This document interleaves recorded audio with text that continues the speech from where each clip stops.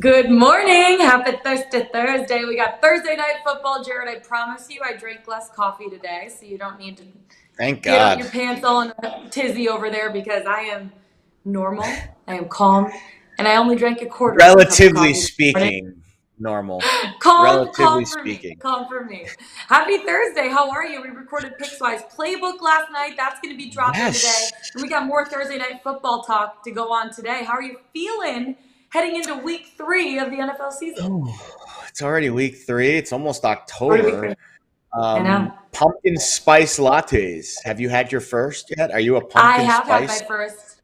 Yes, I am. Yeah. I got my first pumpkin spice latte last weekend when I was Look at that. at Boston College covering that game. Oh yeah. And That's a it was good place great for because it felt like the That's weather was awesome. cool. It felt Yeah. like it was time for pumpkin spice latte.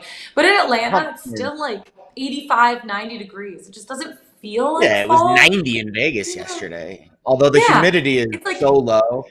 I walk outside, I go to the pool, and I take a little dip, and I walk out of the pool, and then in like 30 seconds, I'm dry. Like it's like the instant best. drying agent. The air is Yeah. like just so dry here, but I feel fantastic. I will say this: the Thursday night football vibes. In fact, the all of the primetime games, minus the Sunday night game, are pretty pedestrian this week. And we'll discuss it. There's ways to bet it. Doesn't mean What we're an not going to bet it. adjective. But I would say the games, the excitement level, and the explosiveness that the Thursday night game and then the Monday night game, which we'll get to in a few days, I would say on the below average scale. But again, that doesn't mean we're not going to bet it, and there's not angles to bet. But I'm not going to be sitting here with my popcorn in hand, getting ready for like a 45-42 blowout tonight. Crazy Mhm. game. I think it's going to be a rather boring affair, but there's still money to be made. You're going to finish that popcorn in the first half, even in the first quarter, because I don't think there's going to be a lot of stress going on in this No. game unless you bet maybe the under 38.5, which is the total right now for the Steelers-Browns game. We have a lot to talk about today. Thursday night football preview. We have prop Holliday coming on, talking about some of the props for tonight. 25 to 30 mile an hour sustained winds going on in Cleveland. Shocker, shocker. It is the Get Midwest. out We your do not Doppler have radar. great fall. Get out the Doppler radar, baby. And then we're going to talk a little college football conference title odds because a lot of these conference games are starting this weekend after the non-conference schedule finished up after 3 weeks. Some of them still have a few non-conference games, but for the most part, people starting that conference schedule. We're going to deep dive into it. So without further ado, my friend, Gerard, let's get into it. Let's bet it. The Steelers taking on the Browns right now. That spread is set at 4.5. The total extremely low at 38.5 at this point. It's a battle between two solid teams in the AFC North Division.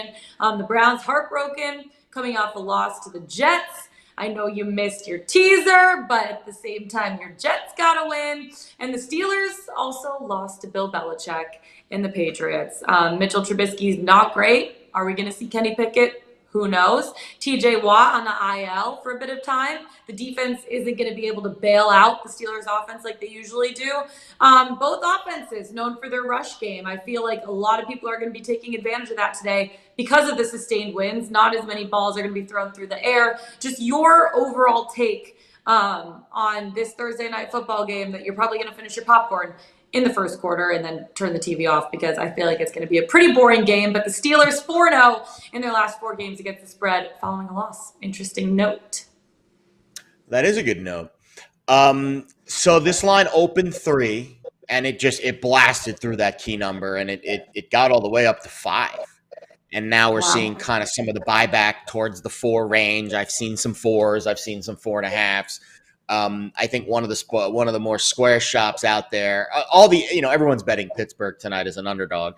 I'm seeing some of the one square shop specifically give you a 3.5, but you have to pay for the 3.5 on the Brown side.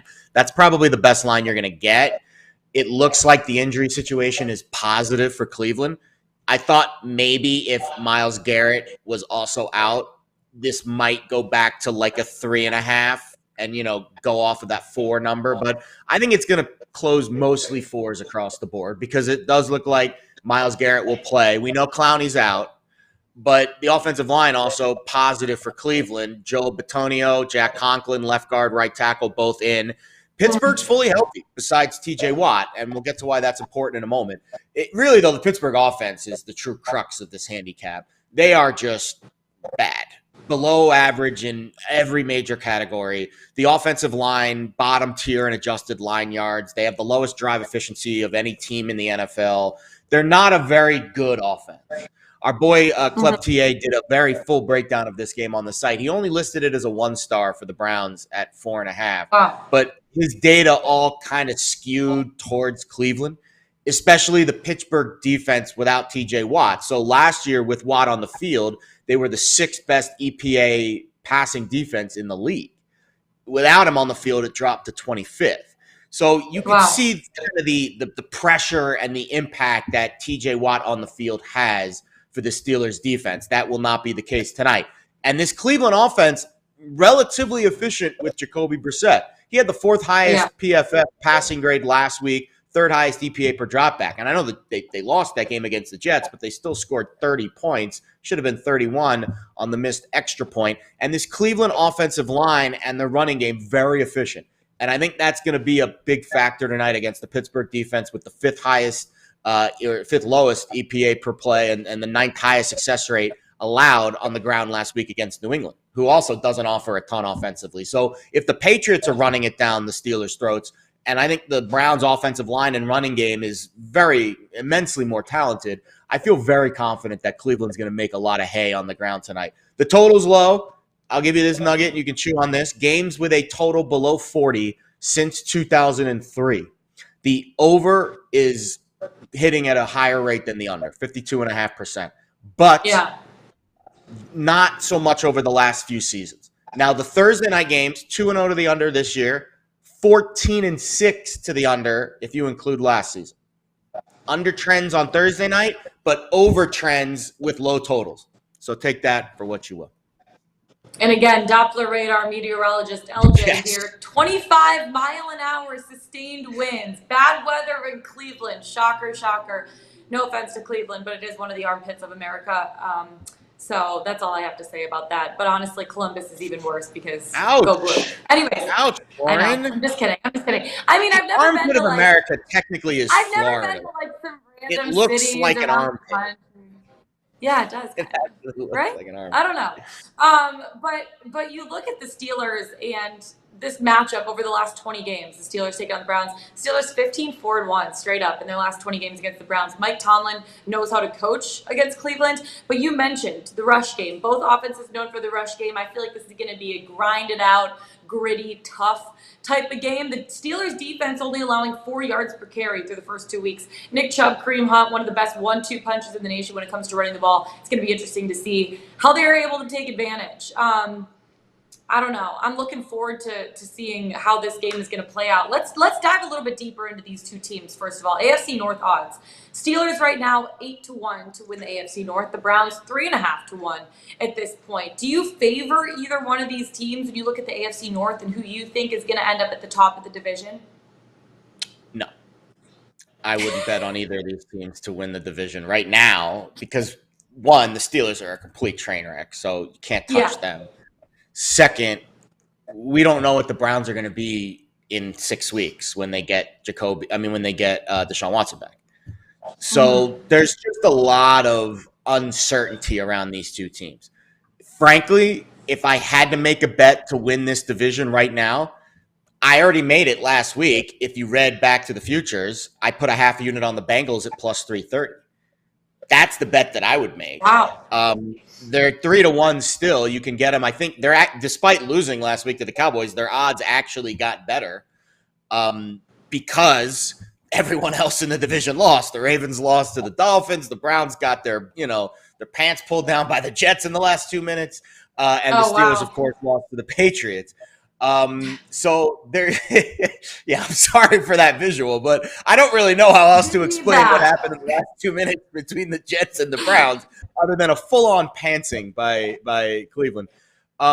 There's not a lot to like in this NFC North division. It's just not a very sexy division. Again, I'm sorry for the off-color referencing here, but it's one of those divisions where you watch it and you feel like you got dumber and you don't know anything about these teams after you watch each game.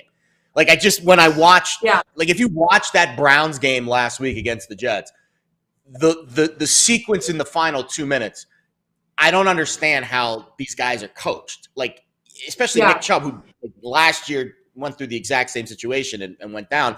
The Steelers are just not a very talented team at the moment. Like, that's the problem. The talent at quarterback, the talent on the offensive line, without TJ Watt, the talent on the defense is just a little bit below what the Steelers' expectations usually are. And so they're a very also difficult team to handicap. But when your quarterback play is well below par, how can I bet on you to win long term? Like, that's like the one thing that I would be willing to buy low on. If like the rest of the team sucks, but the quarterback is playing at a high level, I would be willing to invest. But with the Steelers, I mean, unless you see, and this is an interesting point. I'm curious what Bobby thinks about this when we bring him in a second. I wouldn't be shocked tonight, and this goes into the handicap I'll give later in play of the day. If Trubisky sucks in the first half, maybe the conditions will play a factor, but I would not be shocked tonight if Mike Tomlin's like, screw it, Kenny, you're up. Because it's not like I think Small Hands Pickett is going to make his season debut here against the Browns. I agree. I'm excited to see it. I agree. I agree. Let's talk more about that. Let's bring in Prop Holiday, Bobby Stanley, to talk some of the props for this game on Thursday night. And it's going to be crazy. We talked about 25-mile-an-hour sustained winds. It's going to be interesting when you handicap a game like this. Let's first of all, Bobby Stanley, how are you? Happy. I like the Pickswise hat today. I do. I got the Pickswise hat going. What's going on, guys? You stole my hot take right out of the gate, Jared, but I'm totally on board with you. Trubisky getting the... Let's get it, yeah. Well, that's why I'm crushing his under in passing yards tonight. Not only the conditions, but Tomlin's going to say, screw you, Trubisky. No, I totally agree. And that's, if you look at it a little bit more in depth, ideally you want to bring a rookie on after a bye week, right? That's kind of the norm. They have a bye week in week 9. The season will be gone by then. If you look at after this week, they get the Jets. But then after that, they get Miami, Buffalo, Tampa, and Philly. They have a snowball's chance in hell to score points with those teams with Mitch Trubisky at quarterback. I think the Jets defense has been playing well, too. Don't take anything away from my Jets defense. The defensive line especially been playing really well. 100%. So, no, I definitely think by the end of this game, we could see Trubisky get the boot. And if not, definitely next week. And this is on prime time. Tomlin, it seems to be a vain man to me. I do not think he would take it lightly. I agree. A primetime game with a total of 38.5. Woo! Yummy. Cannot even wait. Let's go. Before we get into some of your props, Bobby Stanley, Prop Holiday, let's talk Defensive Player of the Year odds at this point, because we're seeing 3 of the best defensive players in the league. Well, we'll see actually 2 of them, but 3 of them are within these 2 teams. Myles Garrett right now plus 425 to win the Defensive Player of the Year. TJ Watt 20-1, and then we have Minkah Fitzpatrick 30-1 at this point. Do you have any leans of who you think might end up with that Defensive Player of the Year trophy at the end of the year? And does this game, I know obviously the weather's not going to be great, but does this game hold any weight when it comes to the depoy? Depoy? Do people say that? Yeah. You're abbreviating everything in this industry. It sounds weird saying it though. I say D-Roy all the time for a rookie. It's like, when you're spelling out Wednesday and you're just like, this looks weird. That's how I feel when I just said depoy. Same thing with February. Yeah, February. Terrible. It's weird. Banana, too many ends. So Myles, as far as tonight, TJ Watt, I think he's going to miss too much time. Minkah Fitzpatrick, it's way too hard for a corner. But Myles Garrett, if you got him earlier in the season, I think it might have been 8-1. There was some value there. He's a guy who's been in contention for it. You'll make the argument for the last 2 years. If he keep the Browns relevant, call it close to 500 for the rest of the season because of their defensive play, maybe that bodes well for him in getting some Defensive Player of the Year odds. A guy that's standing out to me and still got some good value, 10-1, is Nick Bosa. I do think he pretty much it's a sack award. If you can get close to that 20 sack total and your defense is in the top 10, top 15-ish, you'll get some nods. So Myles Garrett, I think tonight, if he puts on a show, would be very, very well. We can see those odds drop to plus 350. But if you're looking for some value, I think Nick Bosa at 10-1 is a good play. Only 1 corner's won that award in the last decade. Crazy. TJ Watt, Aaron Donald 3 times, Khalil Mack, JJ Watt 3 times. Troy Polamalu and Charles Woodson and Stephon Gilmore are the only corners that have won this award or secondary guys in the last 14 years. Wow. And those are Revis generational type guys. Revis never got one. Nope. Disappointing. Never got one. Charles Woodson obviously did a lot of different things, and Troy Polamalu was, everywhere. And Charles Woodson, Stephon Gilmore was like the best corner of the league. That must have been a weird year for the league in 2019 when he won that award for the Patriots. So I agree with your assessment that I would look away from the corners and I would look towards the guys that generate sacks and rush the quarterback. Those are the ways to go. All right, Bobby. Props for tonight. Listen, the weather, if you're not handicapping the weather tonight in your props, you're making a mistake. These wins with these quarterbacks who don't have strong arms to begin with are going to play a factor. They're going to play a factor in the game plan.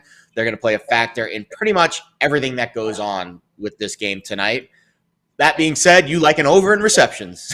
So tell me why. And to be fair, when you're handicapping a lot of these player props, you're doing it as soon as the lines drop to get as much value as you can. Obviously, weather is very, very tough to predict. I do like Donovan Peoples-Jones over 2.5 receptions at plus money, 25-mile-an-hour winds.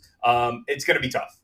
So keep in mind that when I booked this line 2 or 3 days ago, I wasn't expecting a tornado. But he had a career high 11 targets in week 1 and then completely fell off in week 2. I think the week 2 fall off, I would attribute that to the success they were having in the slot with Amari Cooper, David Njoku, and Bryant, and they were able to establish a run game against the Jets. I think they averaged something like 5.9 yards per carry.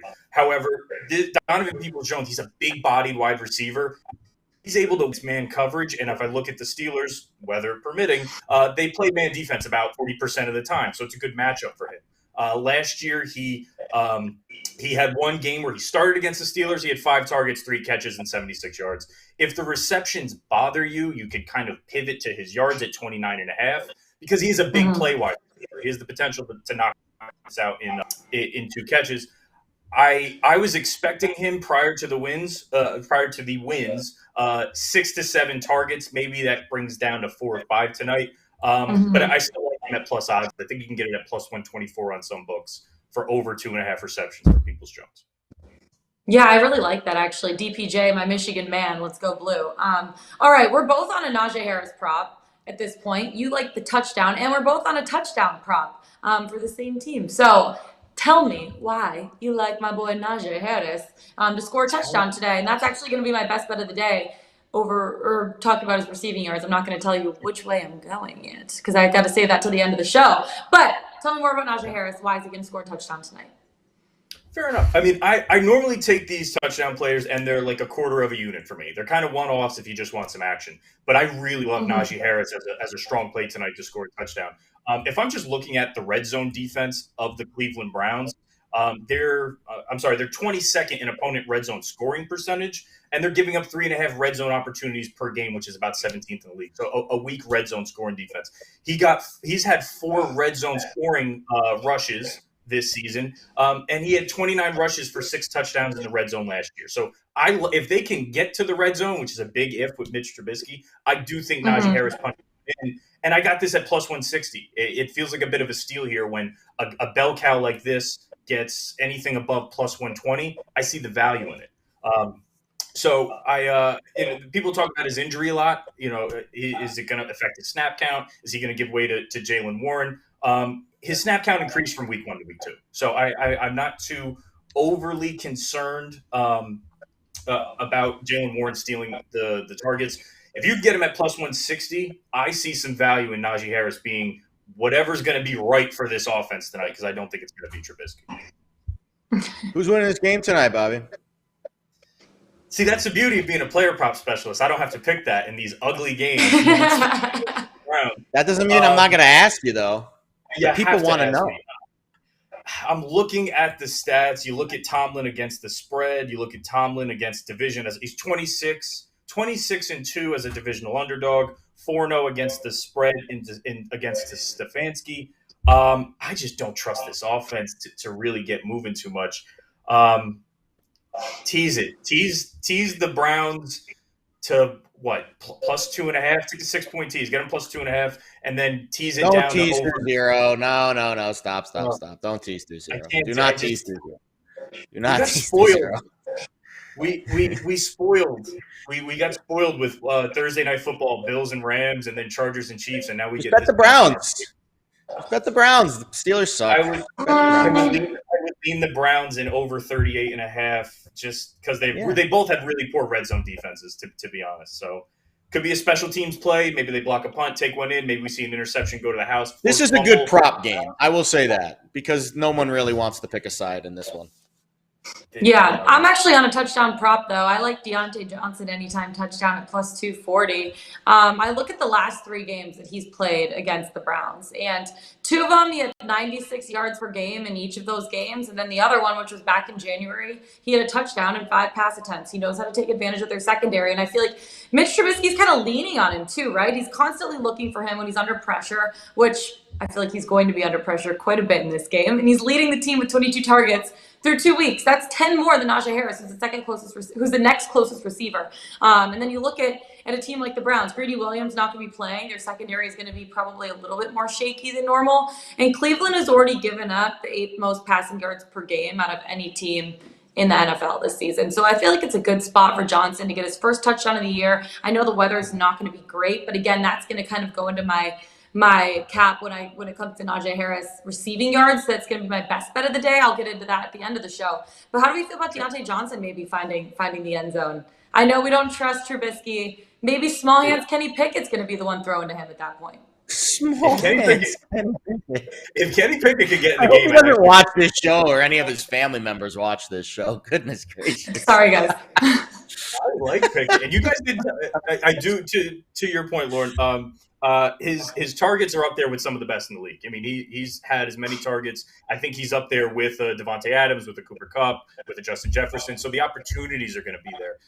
Maybe if they can get him on a screen, something short, and he can take it to the house, you're looking good at, I think you said at plus 260. Stuff like that, I go very, very light. Quarter unit, $5, $10, nothing crazy. Yeah, I'm only a half unit on it, but I love getting my touchdown props. My plops, as we like to call them, plus money plops. They're back, and they are better than ever. Let's make it happen, boys. Bobby Stanley, we so appreciate you for coming on the show, giving us your TNF props. Best of luck with your bets tonight, man. And as Jared said, you're not going to pull up with your popcorn in this game because there's going to be a lot of heavy winds. Get your rain jacket out, boys. Get your rain jacket out. But it is football, so we have to be excited for it. Anyway, guys, thank you so much. Best of luck on your bets tonight. Thank you, you too. Prop Holiday, Bobby Stanley, Week 3, Thursday Night Football, NFL bets. All right, Jared, let's take it from men to boys. Men to boys, conference title odds. Let's start it out with the Big 12. A lot of these teams heading into conference play after the first 3 weeks of the season. We're heading into Week 4. Looking at the Big 12 right now, Oklahoma is favored to win that conference, plus 160. Texas at plus 320. Oklahoma State, 4.5 to 1, and Baylor at 8 to 1. Any lean for you at this point, or do you need to see some of these conference games before you make a bet on who you think will win the Big 12? Well, we've seen one conference game. Kansas is 1-0. They're leading the conference. Stop the count. Kansas at the top of the standings in the Big 12. They've got a very interesting, wild stuff. Kansas, Lance Leipold's been fantastic. They've got an interesting game this week against Duke where they're laying double digits. I don't remember the last time Kansas laid double digits against a team of Middle Earth, maybe of Old Earth. I don't know. No, I'm sure they have, but against FCS teams. I can't imagine it against the Power 5 team when the last time Kansas was laying double digits. But I don't have a ton about this conference because I do think it's priced correctly. Oklahoma looks pretty good. Dylan Gabriel looks calm and composed, and I was very impressed with how they handled that game against Nebraska on the road last week. And I think Brent Venables' defense is starting to, again, UTEP and Kent State. I don't want to look too much into those prior results, but again, they held Kent State, who has a high-powered MAC offense, very fast tempo, to 3 points. So I think, and they've got obviously a huge manpower advantage, being much more talented than Kent State. But I think Brent Venables' defense is playing pretty well. I think Texas obviously has the injury issue with Quinn Ewers. But I think this is priced right. I think Oklahoma deserves to be the favorite, and I would be surprised if they didn't win the conference. Yeah. No, I totally agree with you on that. Let's head to another big conference that has a couple less teams in their team name, going from the Big 12 -2 to the Big 10. Ohio State right now the favorite at -240, a little juicy for them. Michigan, obviously a close second, but not even that close when you look at the odds because they're 4.5 to 1, and Penn State is all the way at 10 to 1 odds to win the conference. Michigan needs style points, in my opinion, this weekend against Maryland. They're actually playing a team that has somewhat of a pulse after playing 3 teams that don't really. Ohio State is in for a tough challenge this weekend when you look at their competition against Wisconsin.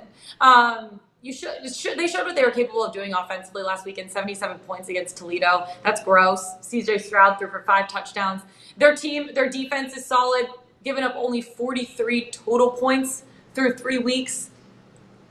I don't know. I just feel like this could be a spot, though, that Wisconsin could actually challenge them and possibly keep this game close, maybe win, probably not. But again, obviously, I'm hoping so because I love my Michigan Wolverines. I think there's value betting them right now at plus 450 to win the conference. Do you? Yeah, I do.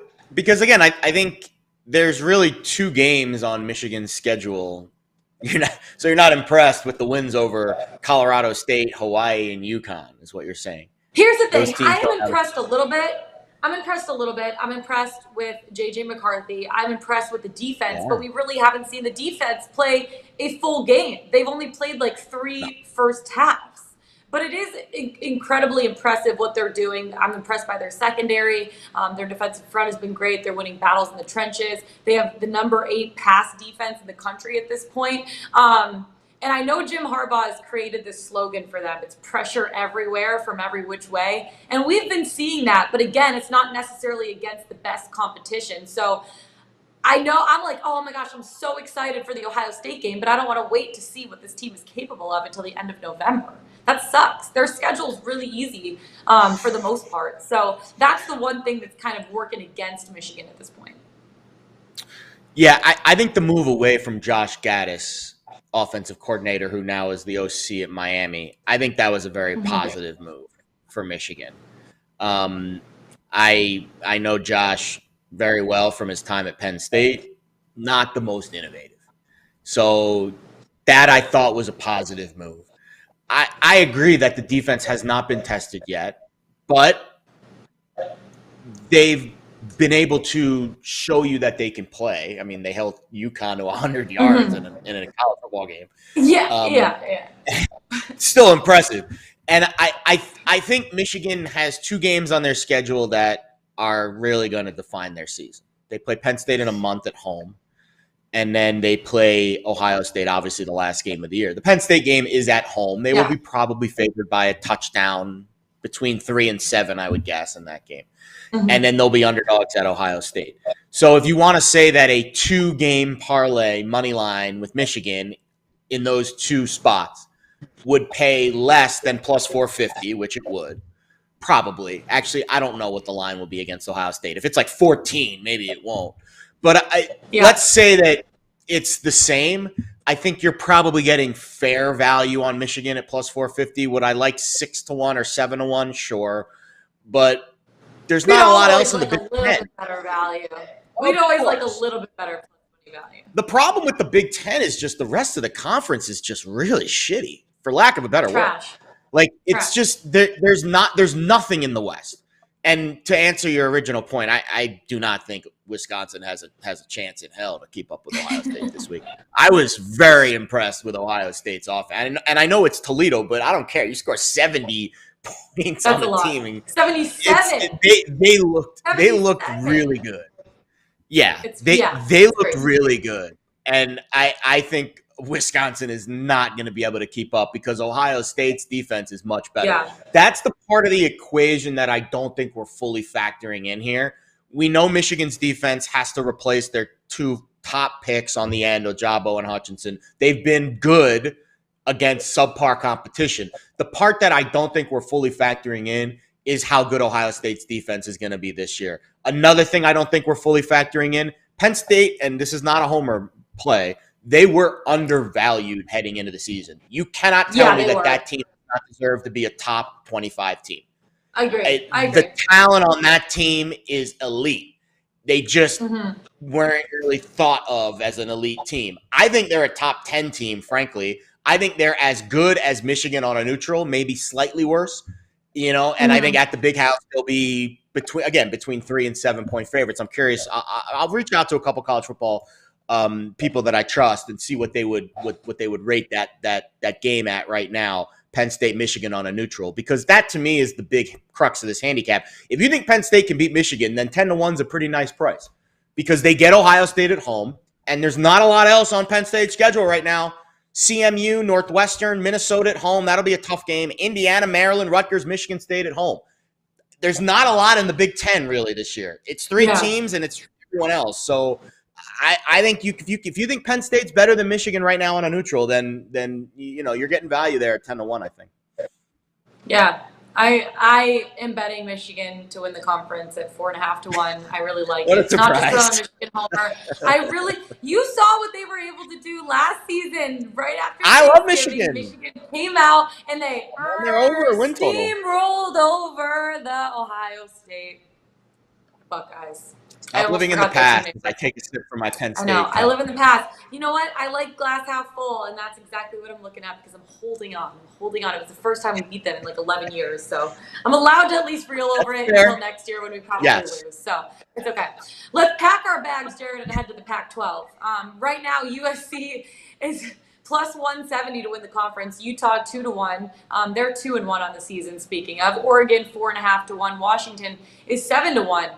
USC is at 3 good wins against 3 teams that aren't that great. I was a little down on them earlier in the season, but 5 Pac-12 teams are unbeaten heading into conference play this week. And it's teams that maybe people wouldn't necessarily expect. Washington State, Oregon State exceeded expectations at this point.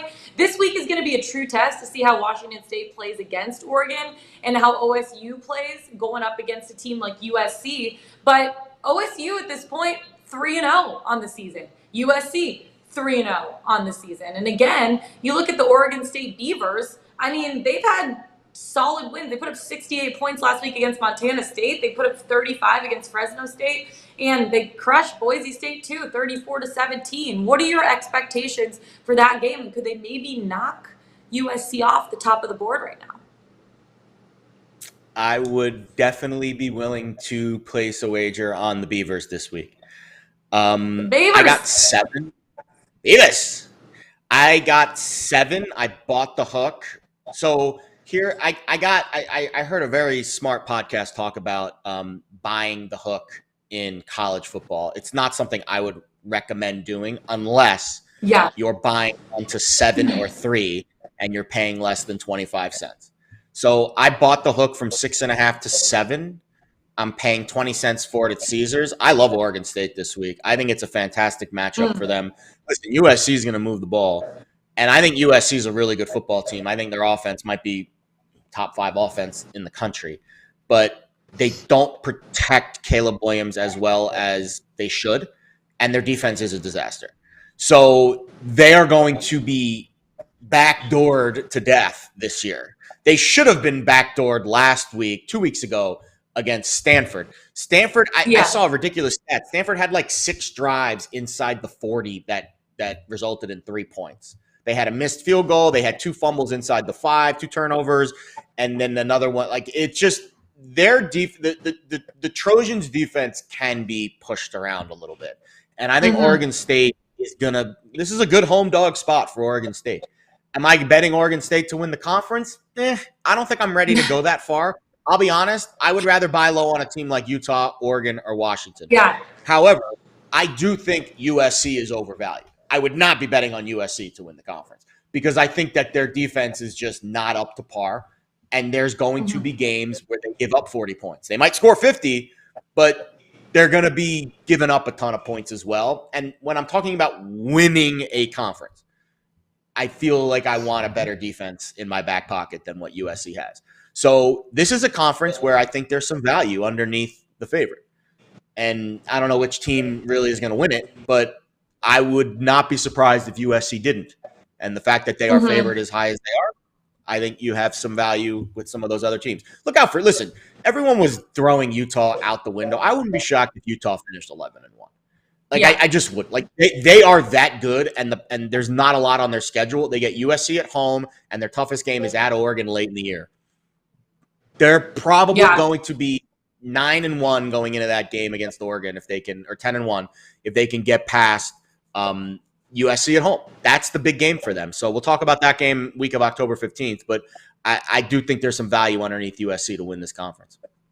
Just in case people forgot, USC lost to the Beavers last year, 45-27. And I know they're a different team this year, but they lost by almost 20 points last year. One other note, UCLA 3-0, but they have had a horribly easy non-conference schedule, and they're going up against the CU Buffs this week. I wouldn't expect too much from UCLA, though, heading forward into the rest of the season once it really gets into the nitty-gritty.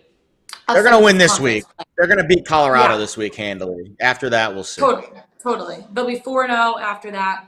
We'll see. Lots to get into. I know we have our best bets of the day, but first of all, Superbook Sports, Let's Bet It is presented by Superbook Sports. So make sure you check out the superbook.com right now or download the app today. This season, we're all rooting for safeties. That's because Superbook is going to give you a $50 bonus on each safety scored this season. All you have to do is place a $100 pregame bet on any spread or total, and if there's a safety scored in any game on Sunday, you get a $50 bonus. Visit superbook.com for terms and conditions. Let's Bet It. Presented by Superbook Sports. Let's Bet It. Also presented by Pickswise. Speaking of Pickswise, Pickswise.com, Jared, 3-star play of the day. Who do we got today heading into Thursday Night Football? Yeah, got a few things to discuss here. First of all, great question in the chat. Very valid question about the Thursday night games tonight. No 3-star plays resembling those. West Virginia, Virginia Tech, Coastal, Georgia State, Chattanooga, Illinois. Not the sexiest lineup. There is picks on the site for those games, but they are not 3-star plays.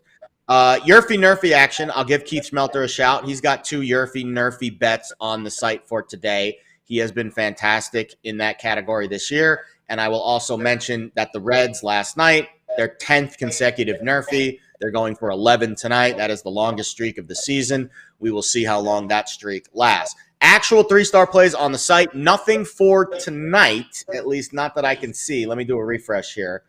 No, everything is for Saturday and beyond. So nothing tonight, but I just gave you a bunch of other little underling picks that you can go to the site and check out on Pickswise.com tonight. Check it out. Yeah, have fun. I love it. All right. Well, we have 3-star play of the days right here on Let's Bet It. First of all, Jared, I'll start with you. Mitch Trubisky, you like the underpass yards for 2 reasons. 1, the weather, and 2, he's just not very good this season. No, he's certainly not. This is a 1.5 unit risk. MGM, at least before the show, I haven't checked mid-show, but MGM was still hanging this number. So I think this number is going to be like 180 at the close, because I think the weather report's going to be crystallized over the next 6 to 8 hours, and I think this number is going to drop like a rock. So even if it was good weather tonight, I would be interested in playing this, because he stayed under in both games this year, averaging just 5.1 yards per attempt. That is the lowest of any active quarterback in the league. Dak Prescott is the only one that even resembles that number, and he's on the IR, right? So this is a really, really ugly 2 weeks of football for Mitchell Trubisky. Against the Pats on Sunday, he was 1 of 4 on passes over 20-plus yards. And first of all, he only completed 1, bad. Second of all, he only attempted 4. Like, they didn't even try to push the ball down the field. 14 of his 21 completions came within 6 yards of the line of scrimmage. He only attempted 2 10-yard or more passes over the middle. 0 for 2, one of them was picked off. Mitchell Trubisky, for some reason, has not gelled with this offense. There's weapons there. Deontay Johnson, George Pickens. He hasn't figured out how to put all the pieces together. And Mike Tomlin was very critical of him in the post-game press conference. So much so that we've made the claim today, me, you, and Bobby Stanley, that we think we're going to see Kenny Pickett at some point in the game today. I would not be shocked if that happened. And again, that obviously makes our under bet even more valuable. And then you throw in the wind and the fact that you just don't think they're going to be able to push the ball down the field, even if they wanted to, which they don't. But even if they wanted to with 30-mile-an-hour winds, I just don't think it's going to be an effective game plan. So this just screams under to me. I don't bet a ton of props. I'm more of a situational prop better in the NFL. This one is a really good situation. Mitchell Trubisky under 202.5 passing yards. I laid 25 cents, so it is a little juicy. But we're risking 1.5 units here. And I feel like this is going to be a game where Trubisky struggles in the first half and they go to Kenny Pickett to try to spark the offense at halftime, especially on a short week against a divisional opponent. I would not be surprised if Mike Tomlin, who is very secure in his head coaching situation, said, screw it, let's do it. I like it. I really do. I'm going to go quickly through mine. Najee Harris over 17.5 receiving yards at -106. I know you think he's going to go under 202 pass yards, but I hope 18 of them go to Najee Harris. It seems like they really are giving away money with this one. He was targeted 6 times last week at 5 receptions, 40 yards. The Browns also don't have the best defense through the air at this point. Greedy Williams not going to be playing for the Browns. Their secondary might be more shaky than normal. And Cleveland's already given up the 8th most passing yards per game out of any team in the NFL. I look at a guy like Najee Harris. He has the 2nd most receptions and yards on the team behind Deontay Johnson. I feel like this could be good. I know the weather's not going to be bad, but at the same time, I know the Browns are pretty good at pressuring the quarterback. Mitch Trubisky's just going to want to get the ball out of his hands at a certain point.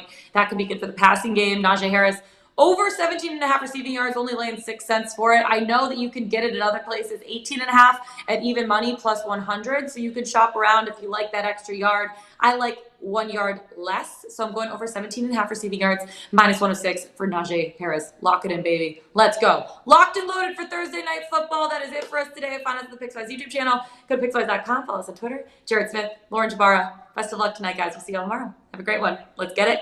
Let's bet.